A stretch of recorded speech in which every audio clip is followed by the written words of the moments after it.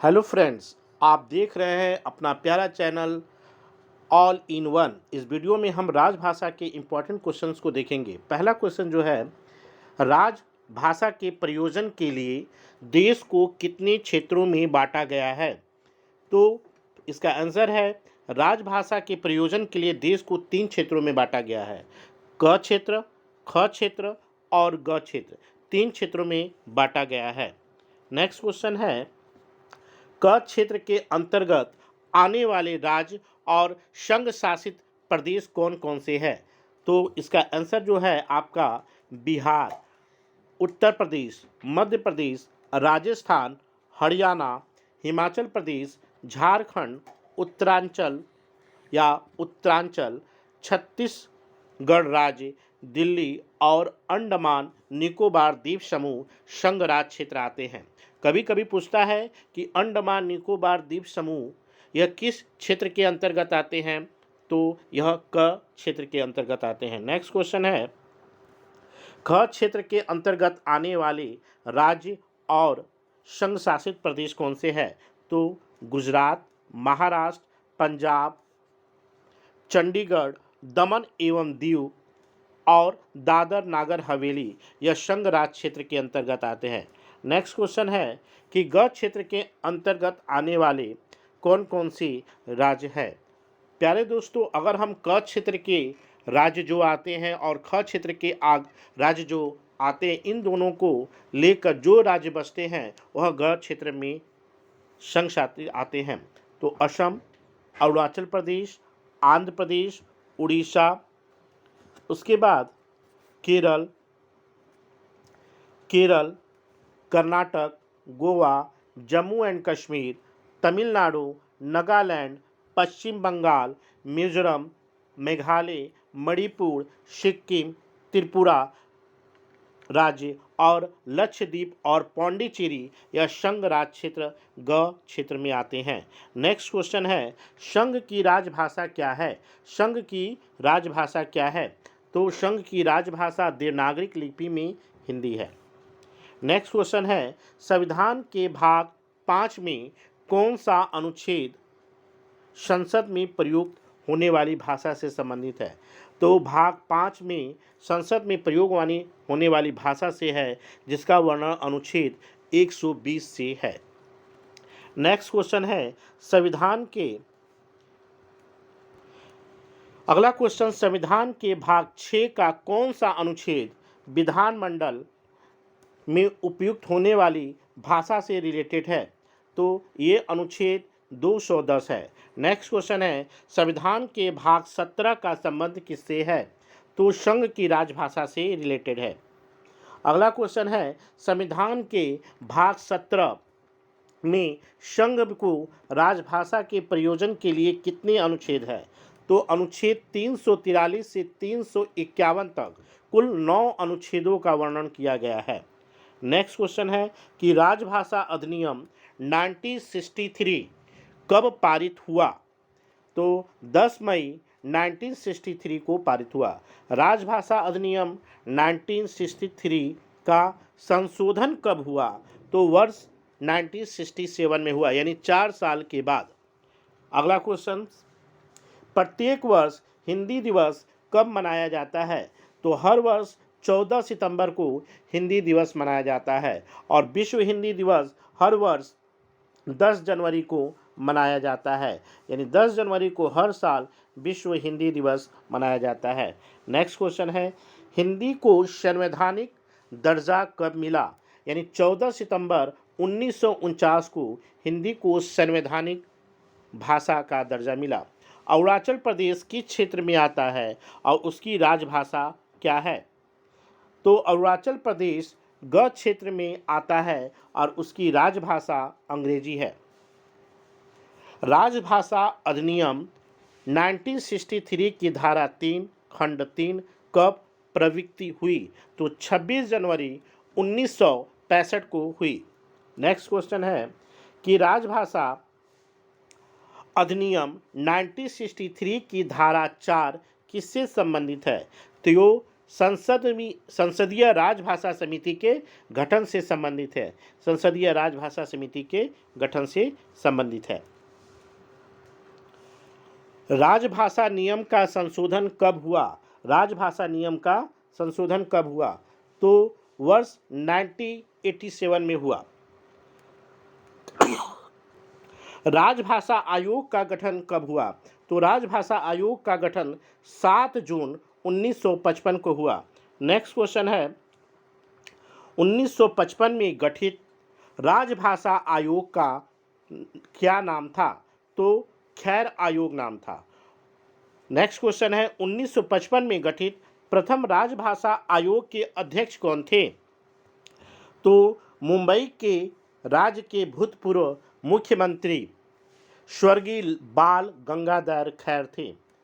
Next question, राजभाषा आयोग की सिफारिशों पर विचार करने के लिए गठित समिति के प्रथम अध्यक्ष कौन थे? तो भूतपूर्व केंद्रीय मंत्री गृह मंत्री स्वर्गीय गोविंद बल्लभ पंत जी थे। संविधान के अनुसार सांविधिक नियमों, विनियमों और आदेशों का अनुवाद कौन करता है? तो उत्तर होगा विधि मंत्रालय करता है। कौन करता है? विधि मंत्रालय। नेक्स्ट क्वेश्चन है कि संघ के शासकीय प्रयोजन के लिए 1965 तक कौन सी भाषा मुख्य राजभाषा थी और कौन सी भाषा सहायक भाषा थी? तो अंग्रेजी जो थी वह मुख्य राजभाषा थी और हिंदी सहायक भाषा थी। नेक्स्ट क्वेश्चन है, वर्ष 1973 में पहली बार गठित रेल हिंदी सलाहकार समिति के अध्यक्ष कौन थे? तो स्वर्गीय ललित नारायण मिश्रा जी थे। वर्ष 1976 में गठित संसदीय राजभाषा समिति के अध्यक्ष कौन थे? तो आंसर देखिएगा इसका क्या होगा, तत्कालीन गृह मंत्री ओम मेहता जी थे। नेक्स्ट क्वेश्चन है कि रेलवे बोर्ड में पहली बार हिंदी सहायक के एक पद का सृजन कब हुआ तथा किस शाखा के लिए हुआ? तो वर्ष 1952 में रेलवे बोर्ड की सामान्य शाखा के लिए किया गया। नेक्स्ट क्वेश्चन है, रेल मंत्रालय का निरीक्षण संसदीय राजभाषा समिति की कौन सी उप समिति करती है? तो संसदीय राजभाषा की दूसरी उप समिति करती है। नेक्स्ट क्वेश्चन, कार्यकालीन कामकाज में हिंदी में करने के लिए रेलवे भर्ती बोर्ड द्वारा लागू की गई योजना क्या है? तो राजभाषा व्यक्तिगत नगद पुरस्कार योजना है। अगला क्वेश्चन है कि हिंदी प्रबोध परीक्षा उत्तीर्ण करने के लिए मिलने वाली पुरस्कार की राशि क्या है? तो इसमें 55% से 59% तक जो अंक पाएंगे उनको 400 रुपये का पुरस्कार मिलेगा और 60 से 69 के बीच जो अंक लाएंगे उनको 800 रुपये का और 70% या उससे अधिक अंक पाने वाले को 1600 रुपये का नगद पुरस्कार दिया जाएगा। नेक्स्ट क्वेश्चन है कि हिंदी प्रवीण परीक्षा उत्तीर्ण करने पर मिलने वाली पुरस्कार की राशि क्या है? तो 55 से 59% अंक प्लस 600 रुपया, 60 से 69% अंक पाने वाले को 1200 और 70 या उससे अधिक अंक पाने वाले को 1800 रुपया होगा। नेक्स्ट क्वेश्चन है, हिंदी प्राक परीक्षा उत्तीर्ण करने पर मिलने वाले पुरस्कार की राशि क्या है? यानी 55% से 59% अंक वाले को 800 रुपया, 60 से 69% अंक वाले को 1600 रुपया और 70% या उससे अधिक अंक पाने वाले को 2400 रुपया दिया जाएगा। नेक्स्ट क्वेश्चन है, हिंदी टक्कर परीक्षा उत्तीर्ण करने वाले यानी पास करने वाले पर मिलने वाले पुरस्कार की राशि क्या है? यानी जो 90 से 94% तक अंक पाते हैं उनको 800 रुपया, 95 से 96% वाले को 1600 रुपया, 97 से 100% पाने वाले को 2400 रुपया दी जाएगी। हिंदी आशु लिपि परीक्षा पास करने पर मिलने वाली पुरस्कार की राशि क्या है? नेक्स्ट क्वेश्चन है, 88% से 90% तक अंक प्राप्त करने वाले को 800 रुपया, 92 से 94% वाले को 1600 रुपया और 95% से 100% तक अंक पाने वाले को 2400 रुपया दिया जाएगा। निजी प्रयत्नों से हिंदी भाषा परीक्षा उत्तीर्ण करने पर मिलने वाली एक मुश्त पुरस्कार की राशि क्या है? तो प्रबोध के लिए 1600 रुपया, प्रवीण के लिए 1500, प्राग के लिए 2400 रुपया होगी। अगला क्वेश्चन है, निजी प्रयत्नों से हिंदी टंकण परीक्षा उत्तीर्ण होने पर मिलने वाली एक मुश्त पुरस्कार की राशि क्या है? तो 1600 रुपया है। निजी प्रयत्नों से हिंदी आशुलिपि परीक्षा उत्तीर्ण होने पर मिलने वाली एक मुश्त पुरस्कार की राशि क्या है? तो 3000। अगला क्वेश्चन है कि केंद्रीय हिंदी समिति के अध्यक्ष कौन होते हैं? तो भारत का प्रधानमंत्री होता है। नेक्स्ट क्वेश्चन है, संबंधित मंत्रालय या विभाग में हिंदी प्रचार में प्रगति की समीक्षा किस समिति द्वारा की जाती है? तो हिंदी सलाहकार समिति द्वारा की जाती है। नेक्स्ट क्वेश्चन है, वर्तमान में हिंदी राजभाषा समिति का गठन कब किया गया या कब हुआ? तो जनवरी 1976 में किया गया। संसदीय राजभाषा समिति में कितने सदस्य होते हैं? तो कुल 30 सदस्य होते हैं। संसदीय राजभाषा में लोकसभा के कितने सदस्य होते हैं? तो 20 सदस्य होते हैं। संसदीय राजभाषा समिति में राज्यसभा के कितने सदस्य होते हैं? तो कुल 10 सदस्य होते हैं। संसदीय राजभाषा समिति की कितनी उप समितियां हैं? तो कुल 3 उप समितियां हैं। संसदीय राजभाषा समिति का मुख्य कार्य क्या है? तो हिंदी के प्रगामी प्रयोग की समीक्षा करना है। अगला क्वेश्चन है, नगर राजभाषा कार्यान्वयन समिति के अध्यक्ष कौन होते हैं? तो नगर में स्थित केंद्र सरकार के कार्यालय के वरिष्ठ अधिकारी। नेक्स्ट क्वेश्चन है, राजभाषा कार्यान्वयन समिति की बैठक की अवधि क्या है? तो 3 महीने में एक बार। अगला क्वेश्चन है, नगर राजभाषा कार्यान्वयन समिति की बैठकों की अवधि क्या है? तो 6 महीने में एक बार। राजभाषा का वार्षिक कार्यक्रम कौन तैयार करता है? राजभाषा का वार्षिक कार्यक्रम कौन तैयार करता है? तो राजभाषा विभाग या गृह मंत्रालय करता है। नेक्स्ट क्वेश्चन है, केंद्रीय सरकार के कर्मचारियों के लिए निर्धारित हिंदी पाठ्यक्रम कौन कौन हैं? तो प्रबोध, प्रवीण, प्राग पाठ्यक्रम है। हिंदी शिक्षण योजना के अंतर्गत निर्धारित हिंदी पाठ्यक्रम की परीक्षाएं वर्ष में कितनी बार होती हैं? तो वर्ष में 2 बार ली जाती हैं। हिंदी प्रबोध, प्रवीण, प्राग पाठ्यक्रम की अवधि क्या है? तो 5 महीने की यह होती है। केंद्र सरकार की लिपि कर्मचारियों के लिए निर्धारित अंतिम पाठ्यक्रम क्या है? अंतिम पाठ्यक्रम क्या है? तो प्राग पाठ्यक्रम है। हिंदी पाठ्यक्रमों में प्रशिक्षण के लिए केंद्र सरकार के कर्मचारियों को कौन सी प्रशिक्षण सुविधाएं उपलब्ध है? तो नियमित, गहन, पत्राचार और प्राइवेट, ये सभी सुविधाएं उपलब्ध हैं। हिंदी में हिंदी भाषा पाठ्यक्रमों की परीक्षा किस किस महीने में ली जाती है? प्रत्येक वर्ष मई के महीने में और नवंबर में ली जाती है। नियमित हिंदी भाषा पाठ्यक्रमों का सत्र किस महीने से आरंभ होता है? तो जनवरी और जुलाई से आरंभ होता है। मातृभाषा के आधार पर केंद्रीय कर्मचारियों को कितनी कोटियों में वर्गीकृत किया गया है? तो कोटि क, कोटि ख, ग और घ में किया गया है। मातृभाषा के अनुसार कोटि क में वर्गीकृत कर्मचारी कौन है? जिनकी मातृभाषा हिंदी या हिंदुस्तानी या उसकी बोली। नेक्स्ट है मातृभाषा के अनुसार कोटि ख में वर्गीकृत कर्मचारी कौन है? जिनकी मातृभाषा उर्दू हो, पंजाबी, कश्मीरी, पुश्तो या कोई अन्य संबंधित भाषा।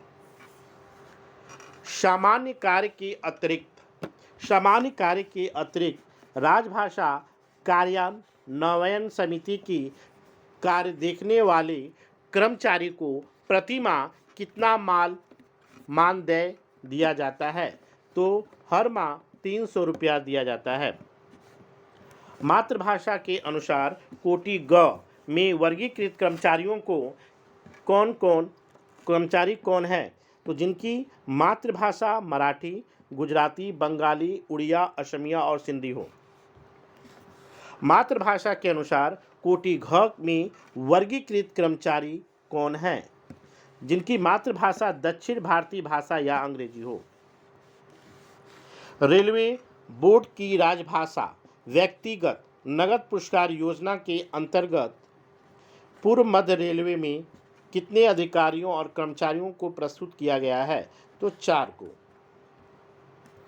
सामूहिक नगद पुरस्कार योजना के अंतर्गत मुख्यालय को दी जाने वाली पुरस्कार की राशि क्या है और कितने कर्मियों को वितरित की जाती है? तो 9,000 है और 6 कर्मियों को बराबर दिया जाता है। सामूहिक नगद पुरस्कार योजना के अंतर्गत किसी मंडल को दी जाने वाली पुरस्कार की राशि क्या है और कितने कर्मियों को वितरित किया जाता है? 6,000 रुपया 5 कर्मियों को दिया जाता है। नेक्स्ट क्वेश्चन है कि सामूहिक नगद पुरस्कार योजना के अंतर्गत किसी कारखाने को दी जाने वाले पुरस्कार की राशि क्या है और कितने कर्मियों को दी जाती है? तो 4,000 रुपये 5 कर्मियों को बराबर दी जाती है। नाम, पदनाम और साइन बोर्ड को किस भाषा क्रम में प्रदर्शित किया जाता है? तो पहले प्रादेशिक भाषा, उसके बाद हिंदी और अंग्रेजी भाषा। रबड़ के मोहरों को किस भाषा क्रम में तैयार किया जाता है? हिंदी और अंग्रेजी। द्विभाषी रूप में एक लाइन हिंदी का और एक लाइन अंग्रेजी का होता है। 8वीं अनुसूची में विदेशी भाषा कौन सी है? 8वीं अनुसूची में विदेशी भाषा कौन सी है? तो नेपाली है। मंडल रेल कार्यालय की राजभाषा कार्यान्वयन समिति के अध्यक्ष कौन होते हैं? तो मंडल रेल प्रबंधक यानी DRM होते हैं। एक मुश्त पुरस्कार के लिए कौन अहक होंगे? तो ऐसे कर्मचारी जो हिंदी परीक्षा प्राइवेट तौर पर पास करते हैं।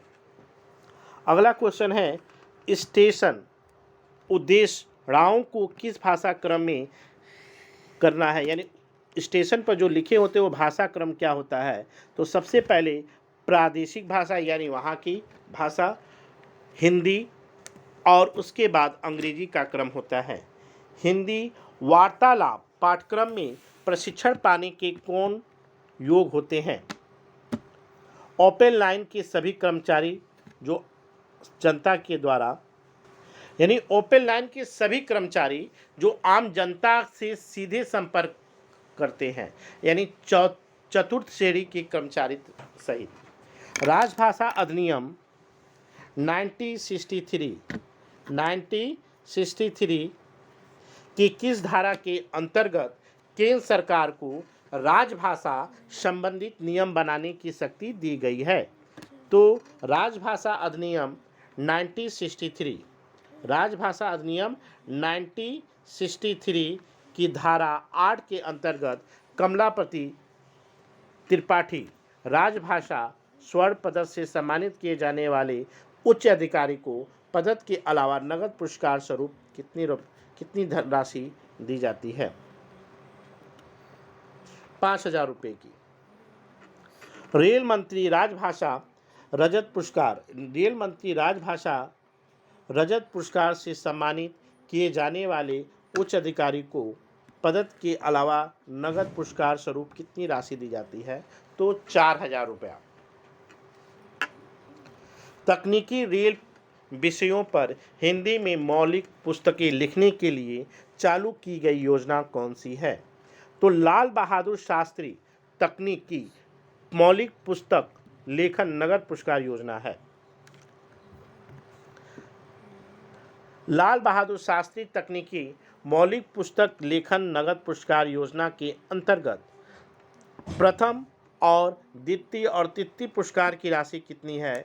तो प्रथम पुरस्कार आपका 20,000, द्वितीय 10,000 और तृतीय 7,000 की है। नेक्स्ट क्वेश्चन है, हिंदी डिक्टेशन पुरस्कार योजना के अंतर्गत हिंदी में डिक्टेशन देने वाले कितने अधिकारियों को तथा पुरस्कार स्वरूप कितनी राशि दी जाती है?